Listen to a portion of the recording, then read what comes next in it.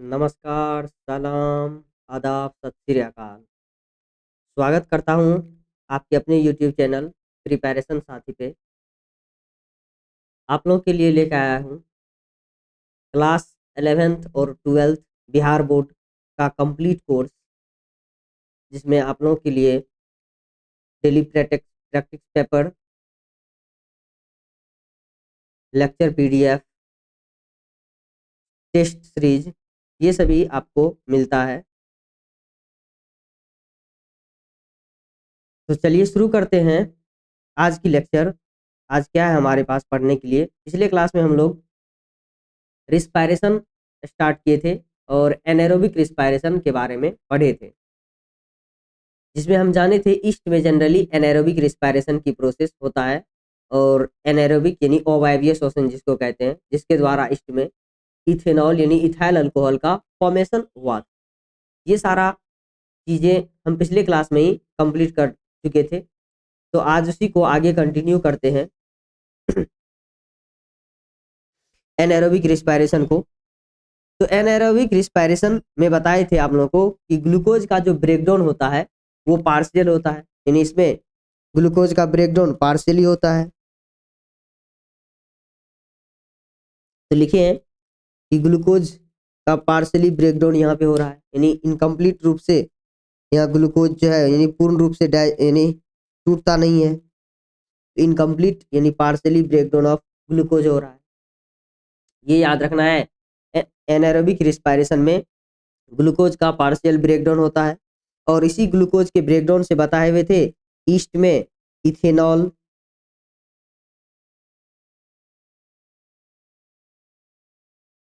Ethanol का formation होता है। ये पिछले क्लास में ही हम पढ़ चुके थे और इथेनॉल में ही यानी ईस्ट में ही इथेनॉल का जो बनना प्रोसेस होता है ईस्ट में,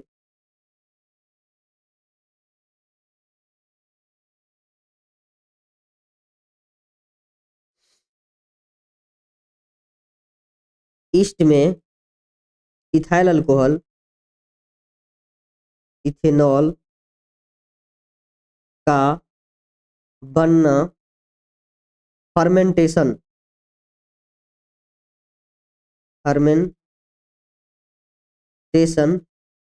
कहलाता है। ये याद रखना है आप लोग को कि ईस्ट में इथाइल अल्कोहल बनने की जो क्रिया है वो फर्मेंटेशन कहलाता है। ईस्ट में ऑक्सीजन के एब्सेंस में, ये भी बताए थे, याद रखना है कि ऑक्सीजन के एब्सेंस में ऑक्सीजन जो है नहीं होगा, मतलब ये कि ये एनएरोबिक रिस्पायरेशन है और एनएरोबिक रिस्पायरेशन से मतलब होता है ईस्ट में ऑक्सीजन के एब्सेंस में जो है इथाइल अल्कोहल का फॉर्मेशन होता है। तो ईस्ट में इथाइल अल्कोहल बनने की जो क्रिया है ऑक्सीजन के एब्सेंस में, ये कहलाएगा फर्मेंटेशन। तो फर्मेंटेशन को हिंदी में किण्वन कहते हैं, ये आपको ध्यान रखना है। किण्वन की जो प्रोसेस है वो ईस्ट में हो रहा है एनारोबिक रिस्पायरेशन के द्वारा। चलिए इसको आगे कंटिन्यू करते हैं हम। यदि नोट करने का होगा तो आप लोग नोट करते जाइएगा।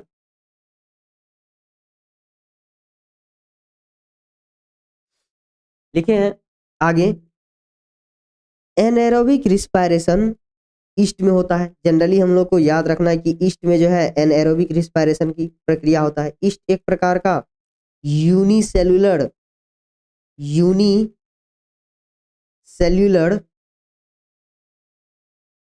फंजा है, ये ध्यान रखना है। ईस्ट जो है क्या है, एक प्रकार का यूनिसेल्युलर यानी single cell microorganism fungi है, ये ध्यान रखना है। एक प्रकार की यूनिसेल्युलर फंजा है। इसमें हम पढ़ेंगे क्लास 12th में बडिंग प्रोसेस के द्वारा। बडिंग एक एसेक्सुअल रिप्रोडक्शन का टाइप्स है और इस बडिंग प्रोसेस के द्वारा इसमें रिप्रोडक्शन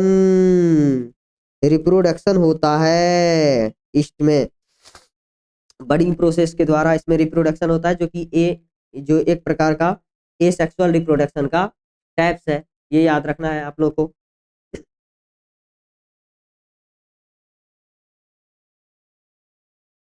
नेक्स्ट है, लिखे हैं ऑक्सीजन की अनुपस्थिति में ईस्ट में, ये ध्यान देना है, ऑक्सीजन के एब्सेंस में ईस्ट में ग्लूकोज के टूटने से यानी ग्लूकोज के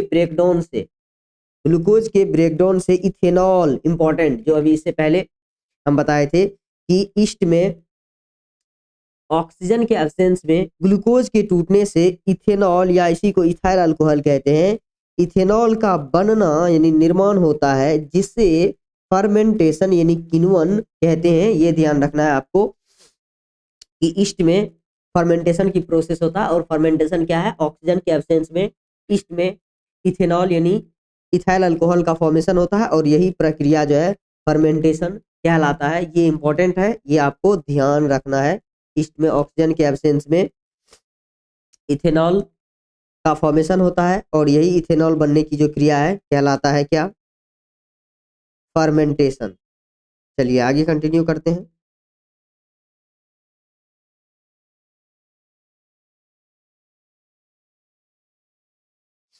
इसके लिए एक इक्वेशन है जो पिछले क्लास में हम जो है इसको बता रहे थे, यहाँ से थोड़ा सा टेक्निकल ग्लिच की वजह से क्लास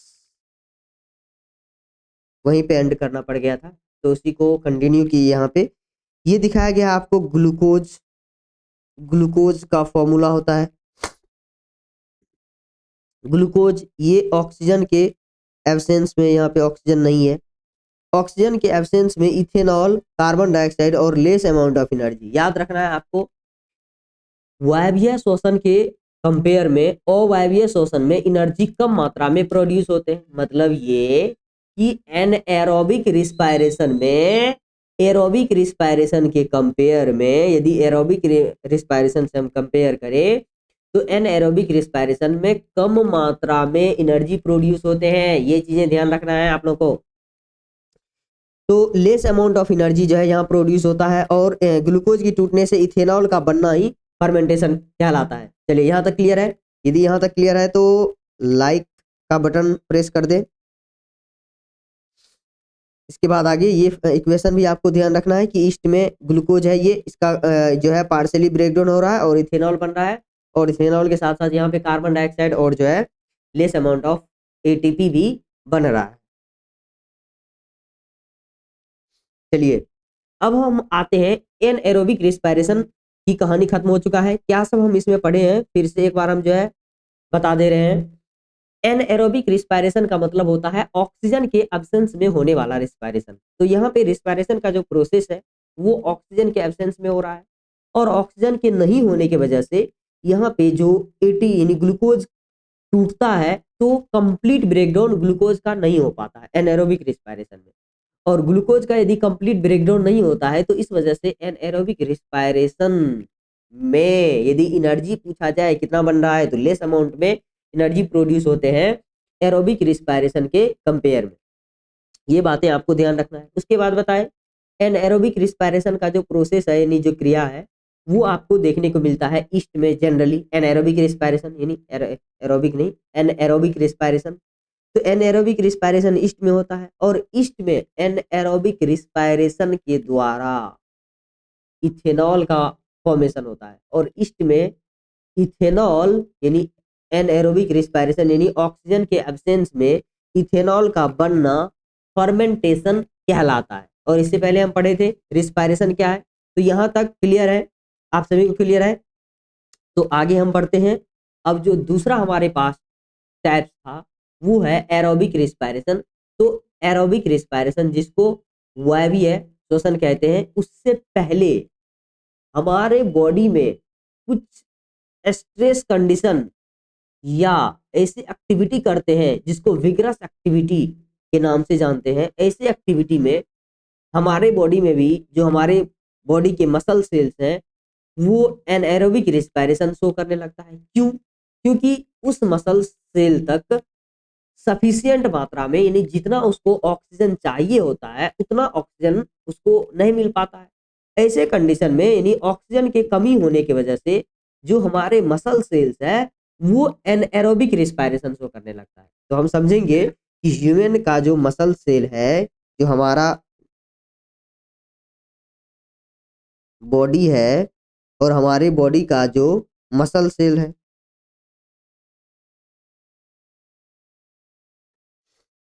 तो मसल सेल में मसल सेल में ऑक्सीजन के कमी से एनएरोबिक रिस्पायरेशन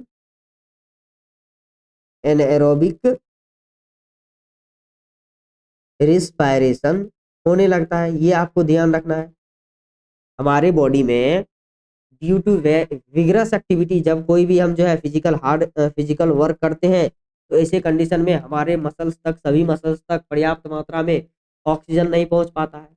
और जब सभी मसल सेल तक पर्याप्त मात्रा में ऑक्सीजन नहीं पहुंचेगा, तो वो ऑक्सीजन के एब्सेंस यानी कमी होने की वजह से वो एक्स्ट्रा एनर्जी प्रोड्यूस करने के लिए, क्योंकि जब हम विगरस एक्टिविटी करते हैं तो उस टाइम हमारे बॉडी को एक्स्ट्रा एनर्जी चाहिए होता है।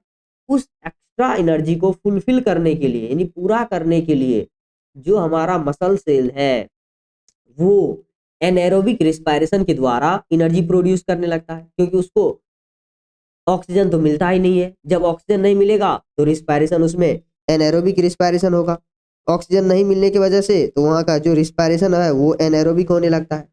तो एनाएरोबिक रिस्पायरेशन के द्वारा हमारे बॉडी में एक्स्ट्रा एनर्जी के अमाउंट को फुलफिल किया जाता है, और यही कहलाता है हमारे मसल्स में होने वाला एनाएरोबिक रिस्पायरेशन। तो इसको हम पढ़ते हैं एनाएरोबिक रिस्पायरेशन। तो एनाएरोबिक रिस्पायरेशन यानी कि लिखे हैं एनाएरोबिक रिस्पायरेशन। देखिए कलर चेंज कर दे रहा हूँ। एनाएरोबिक रिस्पायरेशन इन मसल्स यानी हमारे मसल्स में एनाएरोबिक रिस्पायरेशन यानी मांसपेशी में अवायवीय श्वसन। ध्यान देना है मनुष्य की मांसपेशी में कैसे अवायवीय श्वसन होता है। तो लिखे हैं मनुष्य में नॉर्मली एरोबिक रिस्पायरेशन, ये याद रखना है। नॉर्मली हमारे बॉडी में जो है एरोबिक रिस्पायरेशन हो रहा है, यानी एरोबिक बोले तो वायवीय श्वसन। तो सामान्यतः मनुष्य में जो श्वसन यदि आप लोग से पूछा जाए तो क्या बताना है? सामान्यतः मनुष्य में जो श्वसन है वो कैसा है? Aerobic respiration. और एनर्जी प्राप्त करते हैं, यानी एरोबिक रिस्पायरेशन के द्वारा हम लोग जो है एनर्जी प्राप्त करते हैं। सामान्यतः श्वसन जो होता है हमारी बॉडी में एरोबिक है, और उस एरोबिक के द्वारा हम लोग एनर्जी प्राप्त करते हैं।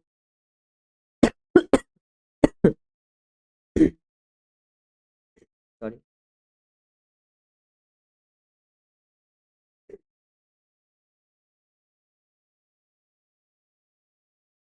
तो नॉर्मली ह्यूमन में जो है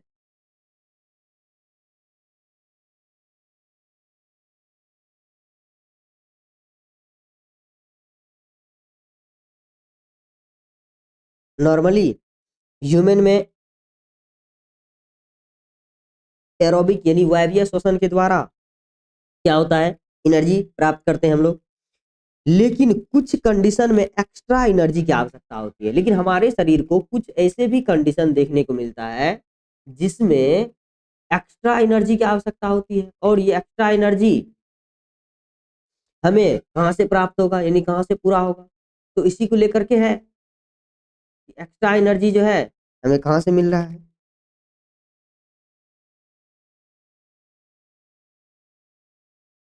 एक मिनट रुक जाइए, ध्यान दीजिए। तो एक्स्ट्रा एनर्जी हमें कहाँ से प्राप्त होगा? जब हम हैवी एक्सरसाइज जैसे फास्ट रनिंग साइकिलिंग करते हैं तो हमारे मसल्स को एक्स्ट्रा एनर्जी की, अब एक्स्ट्रा एनर्जी हमको कब चाहिए होता है वो पता चल गया। जब हम विगरस एक्टिविटी करेंगे जैसे हैवी एक्सरसाइज करेंगे यानी दौड़ेंगे साइकिलिंग करेंगे साइकिल चलाएंगे तो हमारे मसल्स को अधिक एनर्जी चाहिए होता है, यानी कुछ एक्स्ट्रा एनर्जी चाहिए। और वो एक्स्ट्रा एनर्जी हमें कहाँ से प्राप्त होगा? तो इस एक्स्ट्रा एनर्जी के लिए हमारे बॉडी को ऑक्सीजन भी ज़्यादा चाहिए, लेकिन ऑक्सीजन नहीं मिल पाने के कारण इसी वजह से हमारे बॉडी में एनएरोबिक रिस्पायरेशन होने लगता है।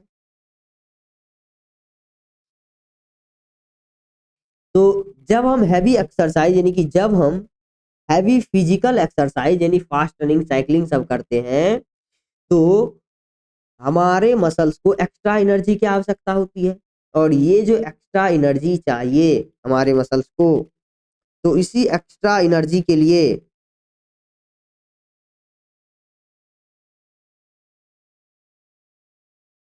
देखिए ये आपको दिख रहा है। जब हम जो है एनिमेशन के थ्रू दिखाने का कोशिश किए हैं, जब हम दौड़ते हैं तो हमारे बॉडी को यानी अधिक ऑक्सीजन चाहिए होता है, तो ऑक्सीजन और ऑक्सीजन के प्रेजेंस में फूड का ब्रेकडाउन होगा, तो यहाँ पे ग्लूकोज का कंप्लीट ब्रेकडाउन होगा और यहाँ पे तो एनर्जी प्रोड्यूस होंगे ही होंगे। और यहाँ पे लिखे हैं कि ऑक्सीजन, और ये रिस्पायरेशन के थ्रू दिखाया गया है, ये जनरल एक प्रोसेस दिखाया गया है जिसमें ऑक्सीजन की यूज से फूड का ब्रेकडाउन होता है और कार्बन डाइऑक्साइड और एनर्जी प्रोड्यूस हो रहे हैं और वाटर तो होते ही है, तो ये आउट दिखाया गया। तो फिर जो है कार्बन डाइऑक्साइड एक्सहालेशन के थ्रू यानी उच्छ्वास प्रोसेस होता है, ब्रीथिंग में हम पढ़ेंगे, जिसके द्वारा शरीर से बाहर निकल रहा है।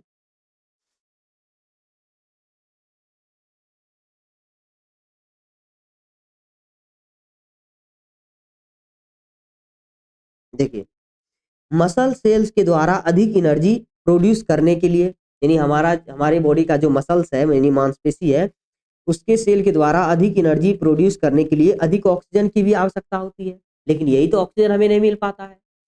तो अधिक ऑक्सीजन की जब आवश्यकता होती है, तो लेकिन ब्लड के द्वारा ऑक्सीजन का लिमिटेड सप्लाई होता है। जब हम अचानक से यानी दौड़ना स्टार्ट करते हैं, दौड़ते हैं, साइकिलिंग करते हैं, तो उस टाइम हमको सभी मसल्स को सफिशिएंट अमाउंट में ऑक्सीजन मिलना चाहिए।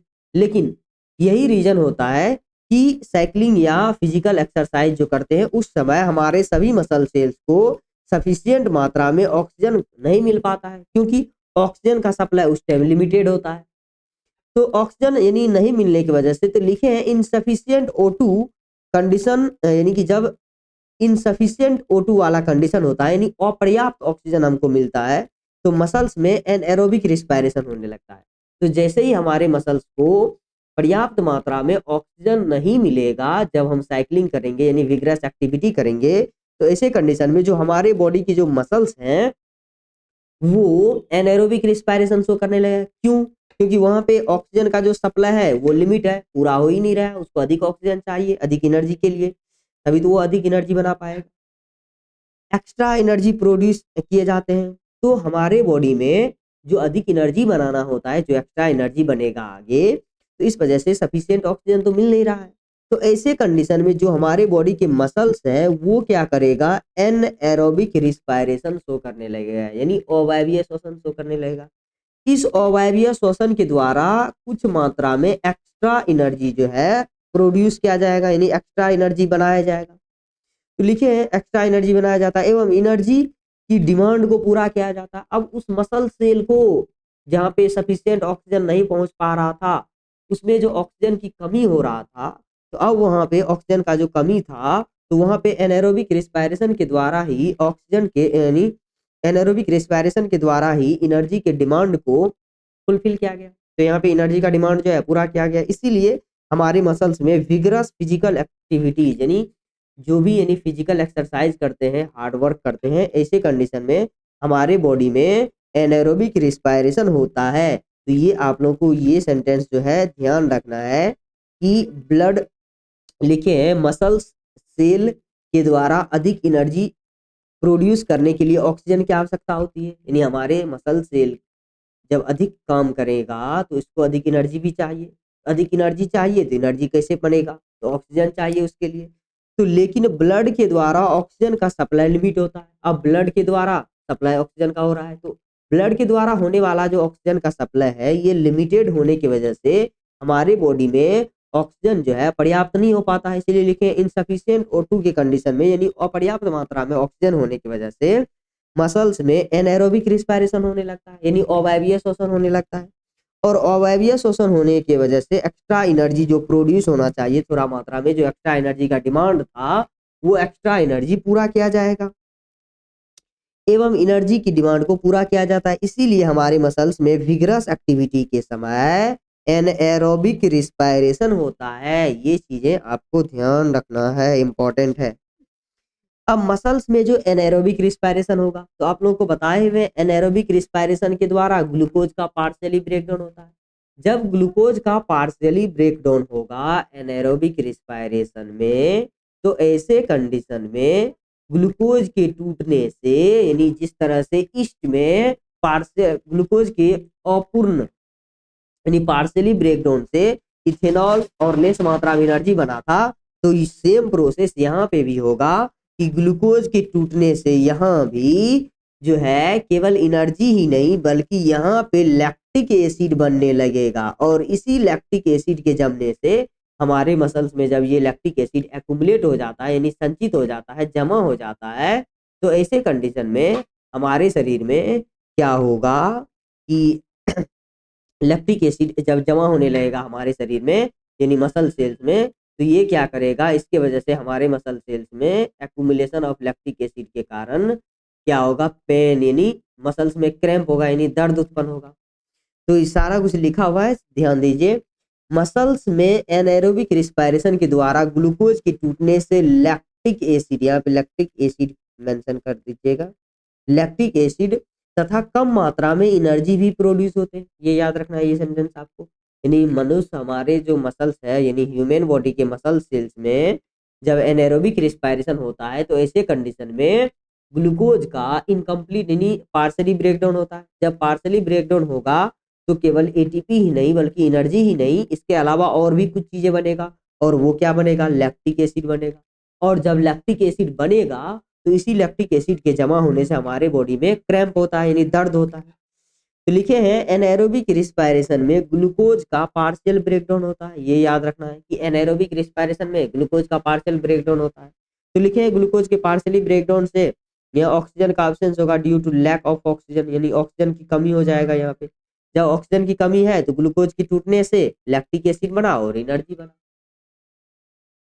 मसल्स में लैक्टिक एसिड के संचित होने से, अब जब लैक्टिक एसिड जब जमा होगा मसल सेल्स में तो मसल्स में दर्द होगा यानी क्रैम्प होगा। इसीलिए हम लोग जब दौड़ते हैं, कोई हार्ड वर्क करते हैं, फिजिकल एक्सरसाइज या और भी कोई ऐसे हार्ड वर्क करते हैं, उसके वजह से क्या होता है कि हमको मसल्स में दर्द होना स्टार्ट हो जाता है। जब फिजिकल एक्सरसाइज करते हैं उसके कुछ टाइम बाद जो है हमारे मसल्स में पेन यानी क्रैम्प जो है स्टार्ट होने लगता है। इसका कारण यही है कि हमारे मसल्स में लैक्टिक एसिड जो है जमा हो गया है, और जब लैक्टिक एसिड जमा हो जाता है तो उसकी वजह से हमको दर्द होगा। तो अब इस दर्द से जो है निवारण कैसे होगा, मतलब इस दर्द से बचा कैसे जाए। जमा तो हो गया, तो जमा होता है तो इस दर्द से रिलीफ के लिए, यदि हम रिलीफ चाहते हैं, इसके लिए मसाज या गर्म पानी से स्नान करना चाहिए। यदि इस दर्द से हमको रिलीफ चाहिए तो इसके लिए मसाज है और गर्म पानी से नहाना चाहिए। क्यों ऐसा क्यों करना चाहिए, तो जब हम गर्म पानी से नहाते हैं या मसाज करते हैं तो ब्लड सर्कुलेशन जो है, क्योंकि फाइनली ब्लड में ही ऑक्सीजन होता है और ब्लड को ही जो है ऑक्सीजन का सप्लाई करना है सभी मसल सेल्स तक। यदि ब्लड का सर्कुलेशन इंप्रूव हो जाएगा, बेहतर हो जाएगा, तो तब क्या होगा, सभी मसल सेल तक जो है सफिशियंट मात्रा में ऑक्सीजन पहुंच पाएगा। और सभी मसल सेल तक जो है ऑक्सीजन यदि पहुंचने लगेगा तो अब वहां पे जब ऑक्सीजन पहुंच जाएगा तो ऑक्सीजन के प्रेजेंस में जो लैक्टिक एसिड बना था, ये लैक्टिक एसिड जो है ऑक्सीजन के प्रेजेंस में टूटने लगेगा।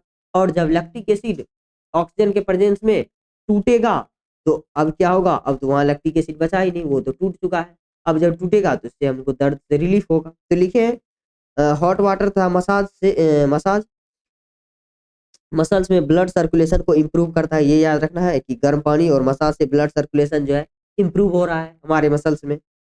तो ब्लड सर्कुलेशन जब इम्प्रूव होगा तो ब्लड सर्कुलेशन इम्प्रूव होने से मसल्स में ऑक्सीजन का सप्लाई बढ़ जाता है। वही बात बताए कि ब्लड सर्कुलेशन बढ़ेगा तो ऑक्सीजन का सप्लाई भी जो है बढ़ जाएगा। तो ऑक्सीजन का जब सप्लाई बढ़ता है तो ये ऑक्सीजन जो लैक्टिक एसिड बना था उस लैक्टिक एसिड को तोड़ता है और CO2 और वाटर में बदल देता है। ये याद रख लेना। तो लैक्टिक एसिड जो बना तो लैक्टिक एसिड अब ऑक्सीजन वहां पे आया क्योंकि ब्लड सर्कुलेशन इंप्रूव हो चुका है। जब ब्लड सर्कुलेशन इंप्रूव हो चुका है तो ऐसे कंडीशन में ऑक्सीजन वहां पे पहुंचेगा सफिशिएंट अमाउंट में। अब जब ऑक्सीजन वहां पे पर्याप्त मात्रा में पहुंच रहा है तो ऑक्सीजन के पहुंचने की वजह से जो लैक्टिक एसिड था, ये लैक्टिक एसिड अब CO2 प्लस वाटर में यानी H2O में ये टूट चुका है। ये ध्यान रखना है। अब जो है जब ये वाटर में टूट जाएगा तो ऐसे कंडीशन में लैक्टिक एसिड हमारे मसल्स में जो जमा था अब वो, जिसकी वजह से क्रैम्प हो रहा था, अब वो क्रैम्प जो है खत्म हो जाए। तो कार्बन डाइऑक्साइड और वाटर में बदल जाता है और तब ये क्रैम्प से यानी उसके बाद हमको जो है क्रैम्प से रिलीफ मिलता है। चलिए ये रहा आपको मसल्स में जो है कैसे होता है एनाएरोबिक रिस्पायरेशन, यानी हमारे बॉडी में भी जो है कभी-कभी एनाएरोबिक रिस्पायरेशन होने लगता है। वो किस वजह से वो हम बता दिए कि एनाएरोबिक रिस्पायरेशन का क्या रीज़न है कि मसल्स में यानी हमारे मसल्स में एनाएरोबिक रिस्पायरेशन, लेकिन याद रखना है आपको जनरली जो है यानी एनाएरोबिक रिस्पायरेशन हमारी बॉडी में नहीं होता है, केवल ईस्ट में एनाएरोबिक रिस्पायरेशन जनरल वे में होता है। यदि नॉर्मली पूछा जाए ह्यूमन में किस टाइप का रिस्पायरेशन है, तो बताना है एरोबिक रिस्पायरेशन यानी वायवीय श्वसन, और ईस्ट में पूछा जाए तो अवायवीय श्वसन। तो ये रहा अवायवीय और वायवीय श्वसन। अब हम दोनों में डिफरेंस समझ लेते हैं कि दोनों में यानी अवायवीय और वायवीय श्वसन में क्या डिफरेंट है ये दोनों, यानी एनएरोबिक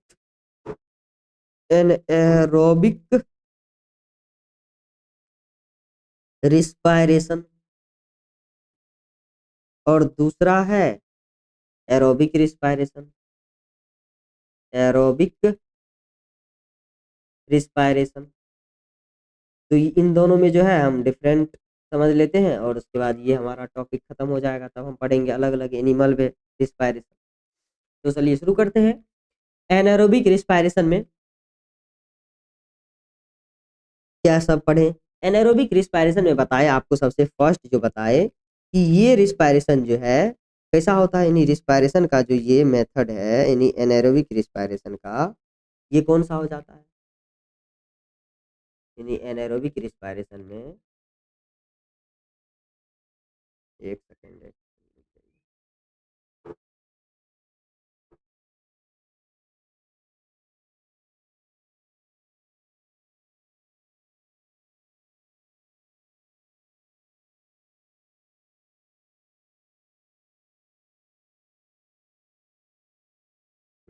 तो एनारोबिक रिस्पायरेशन और एरोबिक रिस्पायरेशन, एनारोबिक रिस्पायरेशन का जो प्रोसेस है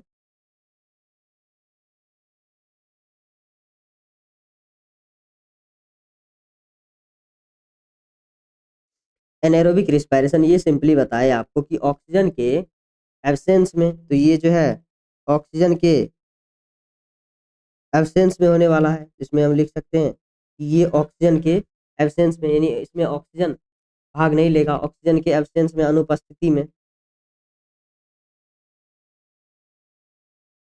अनुपस्थिति में होने वाला श्वसन होता है ये।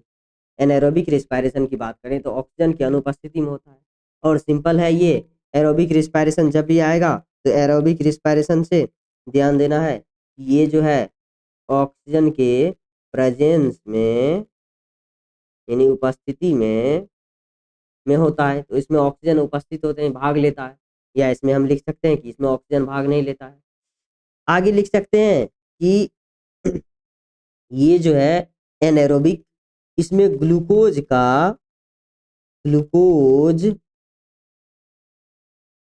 का पार्शियल ब्रेकडाउन होता है, पार्शियल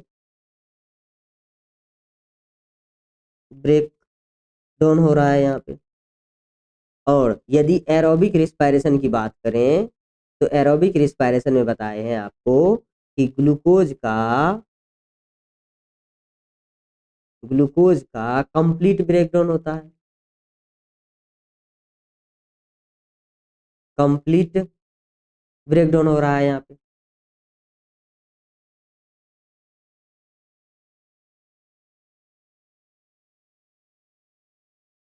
ग्लूकोज का कंप्लीट यहाँ पे ब्रेकडाउन हो रहा है, तो ये याद रखना है। उसके बाद जो है नेक्स्ट क्या बोले हम, चलिए अब हम आते हैं एनारोबिक पे, और हम क्या बताएं एनारोबिक के बारे में, कंप्लीट यानी इसमें पार्शियल और इसमें जो है कंप्लीट। तो यहाँ पे यदि पार्शियली ब्रेकडाउन है ग्लूकोज का तो less amount of energy, less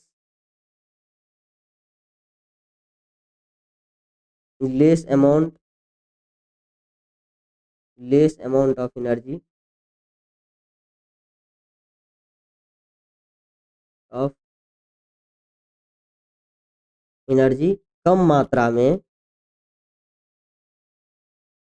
कम मात्रा में एनर्जी एनर्जी प्रोड्यूस होंगे, प्रोड्यूस होंगे, ये ध्यान रखना है। उसके बाद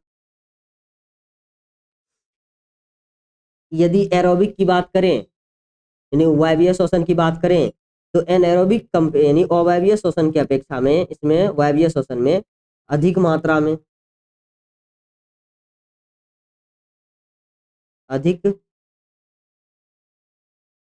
अधिक मात्रा में एनर्जी प्रोड्यूस होंगे इसमें। और क्या बताएं, बताइए।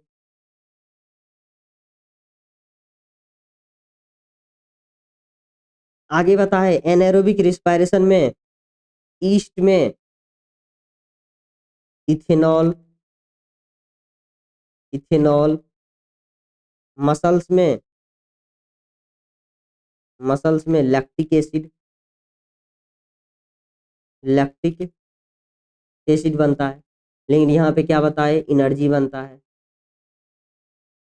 Energy carbon dioxide water generally बन रहा है यहाँ पे। लेकिन इसमें भी जो है इसके अलावा CO2 एनर्जी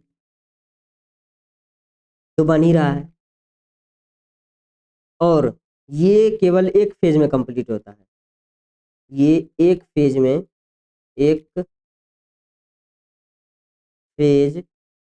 में पूर्ण होता है। याद रखना है अवायवीय श्वसन जो है एक फेज में ही पूर्ण होता है और वो कहाँ यदि पूछा जाए तो बता देना है साइटोप्लाज्म।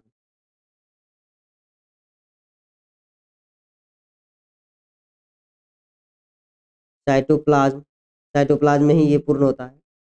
लेकिन यदि बात करें एरोबिक रिस्पायरेशन यानी वायवीय श्वसन की तो वायवीय श्वसन जो है साइटोप्लाज्म में ही नहीं बल्कि ये आपको ये दो फेज में पहले तो लिखना है, ये दो फेज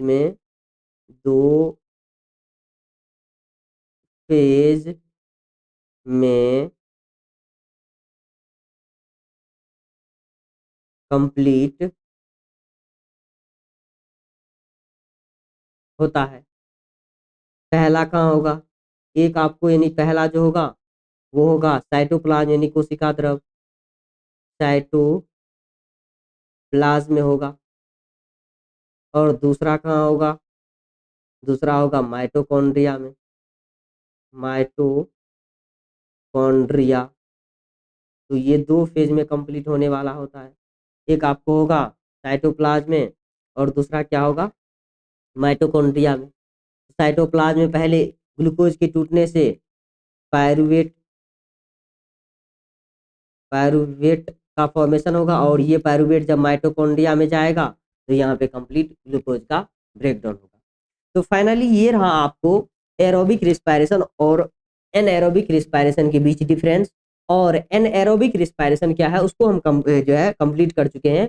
एनएरोबिक रिस्पायरेशन जिसको अवायवीय श्वसन भी कहते हैं, इसका मतलब बताए हुए थे ऑक्सीजन के एब्सेंस में होने वाला श्वसन होता है।